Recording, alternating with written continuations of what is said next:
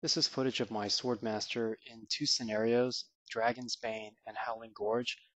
This is my favorite setup for Swordmaster. It's a two-handed Hoth Cane spec with over 700 strength and toughness. And I have balanced accuracy for the crit bonus slotted along with the dot tactics, potent enchantments, and ensorcelled agony.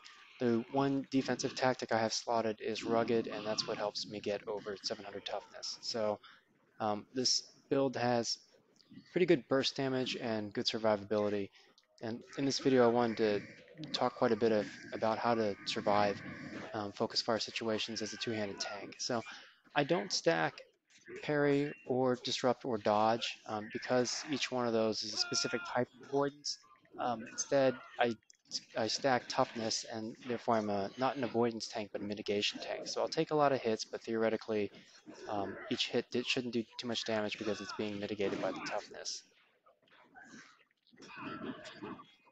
And when I really need an avoidance buff, I'll use Wall Darting Steel, which I'll show in a minute. So I flank behind some destruction players right there, punt them down with Gusting Wind, and then pick the nearest target to me, which is a Disciple of Cain, snare him, and then start to DPS on him. You can see I'm getting a lot of crits there, and again, really the balanced accuracy tactic helps a lot with burst damage, which is what kills people in RBR.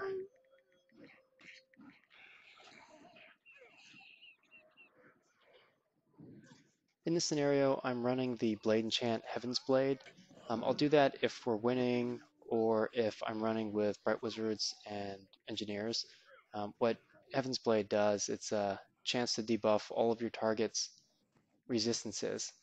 Okay, so here you see Destruction players have just rezzed and are streaming out of their war camp, and there are very few Order players left. Most of them have already taken off, so I'm strafe kiting away here with Wall of Darting Steel.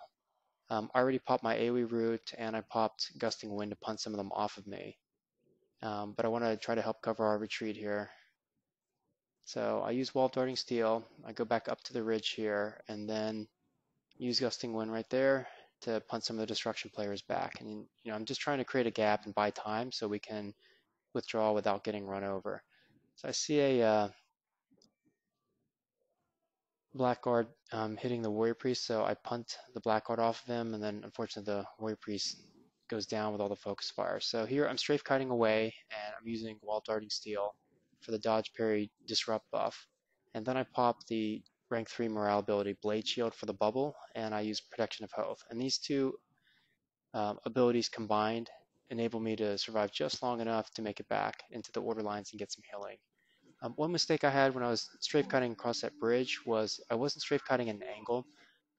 You want to make sure when you're strafe cutting against melee opponents that they're just in your line of fire, which means in the 180 degrees in front of you.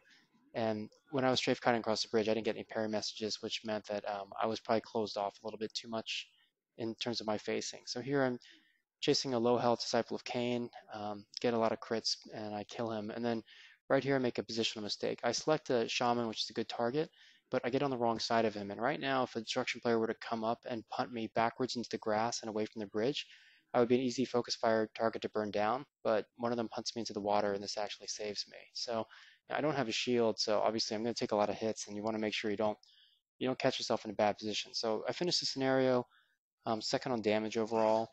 And it's not that my damage per second is higher than other classes, but I managed to stay in combat a lot without dying, and that's really the key thing.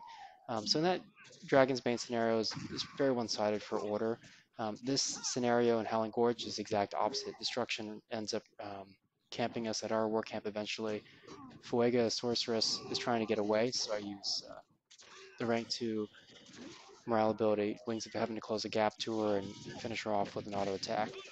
So up top here, this is still early in the scenario. I find a Zealot, so I'm trying to apply some pressure and kill him, but he's getting healed.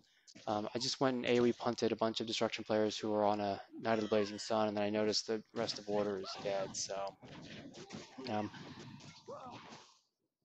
using Wall of Darting Steel a little bit there for the dodge parry disrupt avoidance buff. And then here I wait a little bit too long. I should have clicked on one of the near targets and used Wings of Heaven to move, but I was trying to use Wings of Heaven on that far target and I didn't make it. That's actually the only time I die in this scenario. I get close to dying a bunch of times, but I'll talk about how I was able to survive. So here, I don't want to push too far forward. That's a mistake a lot of tanks make, especially two-handed tanks get a little bit carried away. So I choose a target that's pretty close by. It's a squig herder, and I'm applying pressure. One thing about the scenario is Order didn't have much DPS. We had 3 DPS players here. We had 2 white lions and an engineer. I was getting hammered right there, so I punted away a choppa on me, and then I used wall darting steel as I strafe cut away. And you notice that wall darting steel got interrupted, and since channel abilities are interruptible, you'll see your hold the line and wall darting steel get interrupted, but it's okay since they don't have a cooldown, you can just reactivate it. So in situations like this, I know anytime I'm going to push the destruction lines, I might be alone, so I'm going to take a lot of focus fires. I need to time how long I can stay in there and then get out. I can't push too far forward, otherwise I'm going to be out of range of healing. So right there, the squig herder goes into that turtle form, the big squig, which means I'm going to get punted. I was expecting it, so I closed the gap to him with Wings of Heaven, but he was already healed up. The destruction healing in this scenario was really strong, and they had a good mix of ranged and melee DPS classes. So here are 2 zealots standing side by side here. I'm trying to burn one of them down, but he just got healed up to almost full. So I switch off to the other zealot, silence him, and apply pressure. And then a Knight of the Blazing Sun comes over and punts the zealot backwards, which is a great thing to do. And we just managed to burn that zealot down. This was a pretty hard scenario for us to. So here you see him getting pounded again. I strafe cut away with wall darting steel. It's a great avoidance buff, and I managed to get healed up again. So we definitely have a hard time burning down targets. So something that I'll do several times in this video, so you'll see me. I'll try to look for a lobby to pick on to burn them down. All right, I guess I'll get to that in a minute. But okay, so I'm chasing a sorceress here, Fuega, and so I tried this several times because she was nuking the heck out of our healers. So I kept pushing on her, and she's kiting away backwards, getting healed, and the whole time I'm starting to get hammered now by other ranged DPS. The squig herders are attacking me, so I got to get out of here. I popped the rank 3 blade shield ability and then strafe cut away. And you can see I just barely survive long enough to get healed up by the order healer. So that's the one thing we do have in this scenario is a lot of order healing. But I spend quite a bit of time in this video out of range of healing, so I need to make sure that I come back to get healed. So like I was saying a minute ago, since we're having trouble killing people, sometimes I would go back and pick off lobies who overextended themselves, like this choppy here.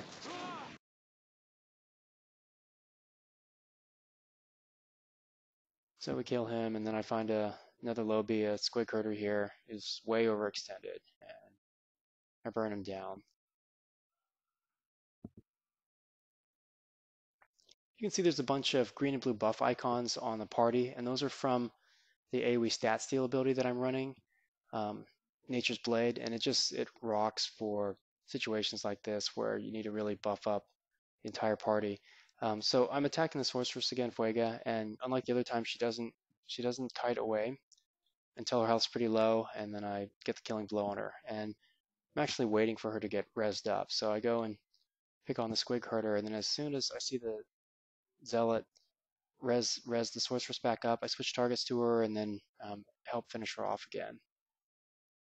That's the main thing about playing a two-handed tank and mass RVR scenarios.